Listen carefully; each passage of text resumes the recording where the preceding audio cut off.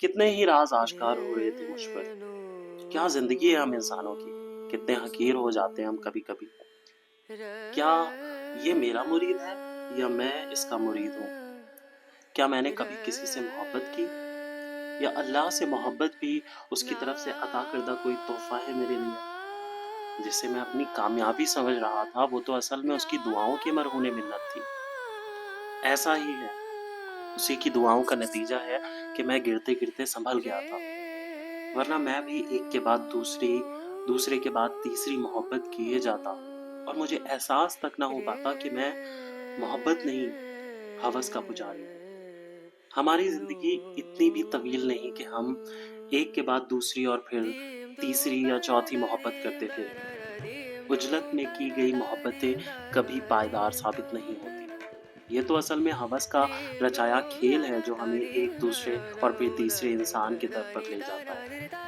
اگر خلوص دل سے کی جائے تو ایک زندگی بھی کم پڑ جاتی ہے اس محبت کو جیتے جیتے. اس بات کا اندازہ تو مجھے کئی سال پہلے ہی ہو گیا تھا، مگر اس بات کو یقیناً ثابت کر دکھایا اس کمزور سے انسان نے جو اس وقت میرے آگے ہاتھ جوڑے بیٹھا تھا. ہاتھ تو وہ جوڑے بیٹھا تھا مگر میں خود کو بھکاری سمجھ رہا تھا.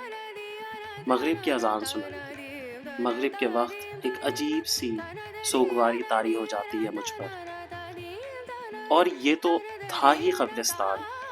میں نے اٹھ کر کس طرح نماز ادا کی کچھ پتہ نہیں تھا. مشرق سے چاند اپنا چہرہ دکھا رہا تھا، بڑا سا گول چاند. ایسا لگ رہا تھا جیسے قبرستان سے اگ رہا ہو. آج بھی چاند کی 14ویں تھی، مگر آج یہ چاندنی قبروں پر پڑ کر ماند ہو رہی تھی. آج یہ اپنا حسن نہیں دکھا رہی تھی بلکہ قبروں کے بیچ یہ دم توڑ رہی تھی. جادو نہیں، عبرت حاصل ہو رہی تھی اس کو دیکھ کر. مجھ کو 15 سال پہلے کی 14ویں رات یاد آ گئی. کیا کمی ہے اس رات میں؟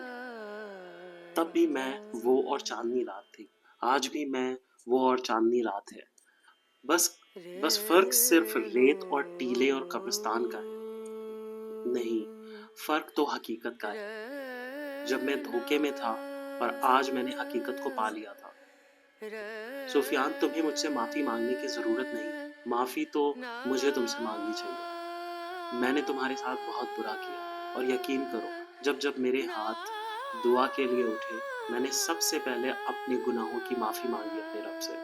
سفیان، تم نے ٹھیک کہا تھا کہ میری محبت نہیں بلکہ ہوس تھی، اور تمہارے بعد بھی مجھے ایسی محبت ہو چکی ہے، مگر تمہاری محبت ہوس نہیں تھی. جب کبھی میں گناہوں کی دلدل میں گرنے لگا تمہاری دعا میرا ہاتھ پکڑ کر مجھے اس دلدل سے دور لے جا. جب بھی میں کبھی گناہ کے بارے میں سوچتا تمہارا نادم چہرہ مجھے ندامت دلا کر گناہ سے بھٹکا دیتا. یہاں رہ کر بھی تم میرے لیے دعا کر رہے ہو، یہ ہے محبت. جیسے تم اپنا گناہ یا غلطی کہہ رہے ہو وہ اصل میں میرے لیے نجات تھی، ورنہ اس رات میں کیا کر بیٹھتا. یہ سوچ کر ہی گھن آنے لگی مجھے خود سے. اس لحاظ سے تم میرے لیے راہ ہدایت ثابت ہوئے. تمہارے وسیلے سے میں نے ہدایت پائی، اور جو باعث ہدایت ہو وہی اصل مرشد ہوتا ہے. سفیان، دنیا کچھ سمجھتی رہے مگر سچ تو یہ ہے کہ اب سے تم میرے مرشد ہو. اور محبت تو کئی لوگ کرتے ہیں مگر تم نے اپنی زندگی ہی محبت کے نام پر قربان کر دی. اگر عشق کی میں سے ہوس کی ترائی اتار پھینکوں تو جو سرور اس میں کو پینے سے آتا ہے وہ تم نے پیا ہے. میں کبھی تم سے ناراض نہیں تھا، بس اپنی شرمندگی اور وعدے کی پاسداری کی وجہ سے دوبارہ یہاں قدم نہیں رکھ پایا. مگر آج میں وعدہ کرتا ہوں کہ میں ہر سال تمہارے روہی آیا کروں گا اور اپنے بزرگوں کی دی ہوئی میراث کو آگے بڑھاؤں گا. تم نے ٹھیک کہا، ہر کام کا ایک وقت ہوتا ہے، اور میں نے شاید آج کے دن ہی یہاں آنا تھا. تو مجھے معاف کر دو. میں نے تمہارا بہت دل دکھایا ہے، میری وجہ سے تمہاری زندگی برباد ہو گئی ہے. اگر ہو سکے تو مجھے معاف کر دو، اپنے مرشد کو معاف کر دو تم. میں ہاتھ جوڑے زاروں قطار روئے جا رہا تھا. اس نے میرے ہاتھ پکڑے اور عقیدت سے ہونٹوں اور آنکھوں پر لگائے. مرشد، آپ کیسی باتیں کر رہے ہیں؟ آپ کی محبت تو میرے لیے مشعل راہ ثابت ہوئی، اور اسی کی روشنی میں نے اپنے रब को पहचाना, अपने मुर्शिद कामिल को। अगर आप ना आते तो शायद मैं भी रूही के आम लोगों की तरह जिंदगी गुजारता, शादी करता, बच्चे पैदा करता और मर जाता। आप आए तो मुझे इश्क के जरिए उस इश्क की रम्ज़ ने मुझे अपनी ज़ात खोजने का मौका दिया। क्या हुआ जो लोग मुझे पागल कहते हैं? हाँ, मैं पागल ही हूँ। अपने मुर्शिद हकीकी से मिलने के लिए पागल हूँ। मुर्शिद, आज नहीं तो कल सभी का ठिकाना ये मिट्टी की ढेरी है। कोई आज तो कोई कल आ रहा है, तो फिर क्या दिल लगाना यहाँ सब, जब आगे सोने मुर्शिद का दीदार होना है। वो अपनी धुन में कहे जा रहा था और मेरा दिल कर रहा था कि आज वो बोलता रहे और मैं उसको सुनता रहूं, वैसा ही जैसे बाबा साई को सारे मुरीद अकीदत से सुनते थे। आज वही अकीदत मेरे अंदर आ गई थी अपने मुरीद के लिए। आज वो मेरा मुरीद नहीं बल्कि मेरा मुर्शिद था। कितना कुछ बदल गया था उसके अंदर। मुझे रश्क आने लगा उस पर। सुफियान, एक बात पूछूं? जी मुर्शिद, जो दिल करे पूछे। क्या पता फिर मुलाकात हो ना हो। ऐसे ना कहो यार, इंशाल्लाह तुम जल्द सेहतयाब हो जाओगे। मैंने उसको या फिर खुद को खोखली से तसल्ली देने की कोशिश की। मुर्शिद, आप हकीकत से मुंह मोड़ रहे हैं, मगर मैं अल्लाह की रजा में राजी हूँ। खैर आप पूछें, आप क्या पूछ रहे थे? इस्तिकामत से भरपूर लहजे में उसने जवाब दिया, मगर मैं सिर तपा शर्मिंदा हो गया। तुमने ये राह क्यों चुनी? क्या मोहब्बत ऐसे भी की जाती है? तुमने अपनी सारी जवानी वीरानों में छोड़ दी। क्या कभी डर नहीं लगा इन कब्रों से? जवानी तो रंगीनियां मांगती है। तुमने क्यों वीरानों को अपना ठिकाना बना लिया? और क्या ये मोहब्बत भी पाकीज़ा मोहब्बत का दर्जा रख सकती है? वो मेरे सवाल सुनकर जरा सा मुस्कुराया। मुर्शिद, ये राह बंदा अपनी पसंद से थोड़ी ना चुनता है। ये तो गिने चुने दिल ही होते हैं जिनमें मोहब्बत का दीप जलाया जाता है। वो मोहब्बत जो हवस की हवाओं से टकराने की ताकत रखती है। और इस मोहब्बत को जीने के लिए रंग, नस्ल, उम्र, ज़ात या जिन्स की कोई कैद नहीं होती। बस जो मुंतखब हो गया सो हो गया। और मोहब्बत तो होती ही ऐसे है। ये कहाँ नफ़ा और नुकसान देखती है। जब दिल में मोहब्बत की जोत जल जाए तो वो दिल रोशन हो जाता है। फिर वीराने उसके लिए सुकून का बायस बन जाते हैं। हाँ, आबादियों में उसका दम घुटता है। मेरे साथ भी ऐसा ही है मुर्शिद। दिल नहीं लग रहा था दुनिया में, तभी तो वीराने का रुख किया। वहाँ कोई मेरी कैफियत नहीं समझ रहा था, तभी छोड़ दी वो दुनिया मैंने। ये कब्रों वाले मेरे दिल का हाल सुनते हैं, मुझसे बातें करते हैं, तभी मैं यहाँ पड़ा रहता हूँ। और आपने पूछा कि क्या ऐसी भी मोहब्बत पाकीज़ा हो सकती है? मुर्शिद, मोहब्बत होती ही पाकीज़ा है, नहीं तो फिर मोहब्बत कैसे, जिसमें जिन्स या जिस्म के मानी नहीं रखते, सिर्फ इखलास मानी रखता है। हर वो मोहब्बत पाकीज़गी का दर्जा पा सकती है जिसमें गर्ज़ और हवस की मिलावट ना हो। अब आप बताएं, क्या आपने मुझसे ऐसी ही मोहब्बत की थी? एक सवाल आपने किया, एक सवाल मैं आपसे करता हूँ। क्या आज मैं आपके लिए वैसे ही बाइसे कशिश हूँ? क्या आज आपको मेरे जिस्म में वो रग़बत महसूस होती है जो 15 साल पहले महसूस हुई थी? क्या आज मेरे साथ सोकर अपने बुजुर्गों की इज्जत उतारना चाहेंगे आप? क्या कभी आपने रब से मुझे मांगने की कोशिश की? क्या आपको जुर्रत हुई कि उस पाक ज़ात से आप एक जिस्म की फरमाइश कर सके? यकीनन नहीं मांग सके होंगे। हाँ, भूलने की दुआ ज़रूर की होगी, है ना? तो कहाँ गई आपकी वो मोहब्बत? मैंने तो हर पल आपको मेरे रब से मांगा, आपका जिस्म नहीं, आपकी रूह मांगी और उस रूह की पाकीज़गी मांगी। मुझे कभी शर्मिंदगी नहीं हुई अपने रब से आपको मांगते वक्त, बल्कि मैंने तो फ़ख्र से मांगा है।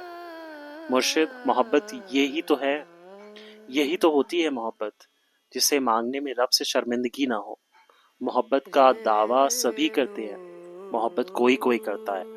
भले ही आप मुझसे ऐसी मोहब्बत ना करें, मगर मेरा मुर्शिद कामिल मुझसे मोहब्बत करता है। वो मेरे जिस्म से नहीं, मेरी रूह से मोहब्बत करता है। तभी तो मैं अपने जिस्म का चोला उतार कर उसके यहाँ जब जाऊँगा तो वो अपनी मोहब्बत और लुत्फ़ व करम से मुझे नवाजेगा।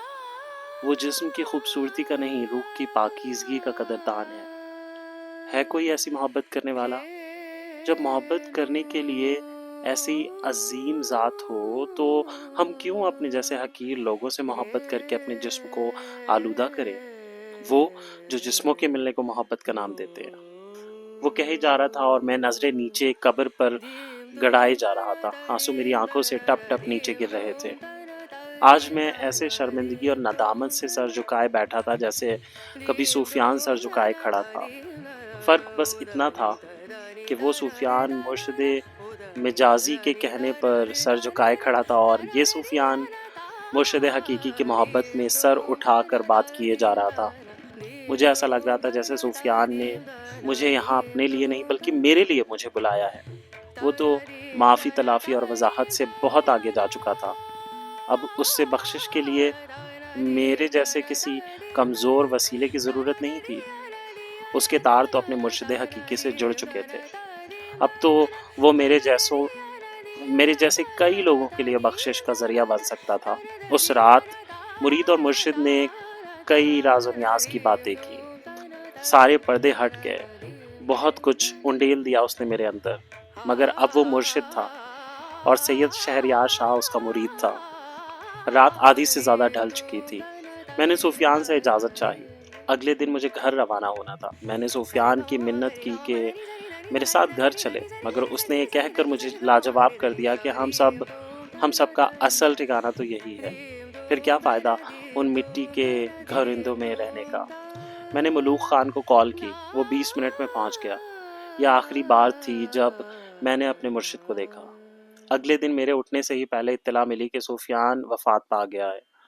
مجھے لگا جیسے بتانے والا کہہ رہا ہو سفیان کا انتظار ختم ہو گیا، وہ اپنے مرشد کامل کے دیدار کے لیے رخت سفر باندھ چکا۔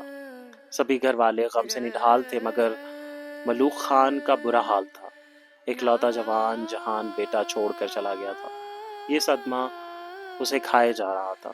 میرا گھر جانے کا پروگرام کینسل ہو گیا۔ سفیان کو لایا گیا، غسل دیا گیا، سبھی اس کا آخری دیدار کرنا چاہ رہے تھے۔ سبھی مجھ سے کہنے لگے پیر صاحب اپنے مرید کا آخری دیدار کر لیں۔ میرے دل میں درد کی ایک ٹیس سی اٹھی۔ میں ان سب لوگوں کو کیسے بتاتا کہ مرشد میں نہیں، مرشد تو وہ ہے جو میرے لیے ہدایت کا ذریعہ بنا۔ میں نے کانپتے ہونٹوں سے اس کا کفن ہٹایا، دیکھا تو دیکھتا ہی رہ گیا۔ اللہ سے محبت کرنے والوں کا چہرہ بھی اس کی محبت کے نور سے روشن ہوتا ہے۔ ایسے چہرے کے آگے چاند کی کیا حیثیت ہوتی ہے؟ جس کو اپنے مرشد سے ملنے کی خوشی ہو، اس کے چہرے کی خوشی تو دیکھنے لائق ہوگی ہی۔ سبھی حیران تھے اس کے چہرے کا نور دیکھ کر۔ میں اس کے سامنے اپنے آپ کو بہت چھوٹا محسوس کر رہا تھا۔ میں ایک اونچے خاندان سے تھا، ایک سید تھا، لیکن میرے اعمال میرے خاندانی مرتبے کے لائق نہیں تھے۔ وہ ایک عام گھرانے کا تھا مگر اس کی پاکیزگی اور پارسائی اس کے چہرے سے جھلک رہی تھی۔ پھر مجھ سے کہا گیا کہ مرشد آپ مرید کی نماز جنازہ پڑھوائیں، یہ اس کے لیے فخر کی بات ہوگی۔ لیکن میں نے اپنے مرشد کی نماز جنازہ پڑھائی کیونکہ یہ میرے لیے فخر کی بات تھی۔ شام کو ہی سفیان کو چنار پیر کے دربار کے قریب وہیں دفنا دیا گیا جہاں وہ اکثر بیٹھا رہتا تھا اور کل جہاں میری اس سے ملاقات ہوئی تھی۔ تیسرے دن کل شریف کے بعد میں نے ملوک خان سے رخصت کی اجازت مانگی۔ اس نے سفیان کے نام سے ایک بستر اور ایک نیا سوٹ مجھے دیا۔ میں انہیں لینا بھی نہیں چاہتا تھا مگر اپنے مرشد کی آخری نشانی سمجھ کر رکھ لیا۔ ساتھ ہی اس وعدے کا لحاظ بھی کرنا تھا جو میں نے سفیان سے کیا تھا۔ سب سے رخصت لے کر اور ہر سال وہاں آنے کا وعدہ کر کے میں وہاں سے چلا آیا۔ چنار پیر کے دربار پر جا کر پہلے میں نے وہاں دعا مانگی، پھر اپنے مرشد کی قبر پر گیا۔ گارے سے لپٹی قبر اب سوکھ چکی تھی۔ فاتحہ پڑھ کر واپس جاتے وقت میری نظر قبر کے کتبے پر پڑی۔ سفیان خان، ولد ملوک خان، عمر 32 سال، تاریخ وفات 29 اپریل 2018۔ مگر مجھے عشق کی سیاہی سے گندھا ہوا صرف ایک ہی لفظ دھندلا دھندلا سا نظر آ رہا تھا، مرشد پرست، یعنی کہ اپنے مرشد حقیقی کا مرید۔ آج سالوں بعد سوچتا ہوں کہ ہم دونوں نے محبت کے سفر کی شروعات تو ساتھ ہی کی تھی لیکن ہماری منزلیں الگ الگ رہیں۔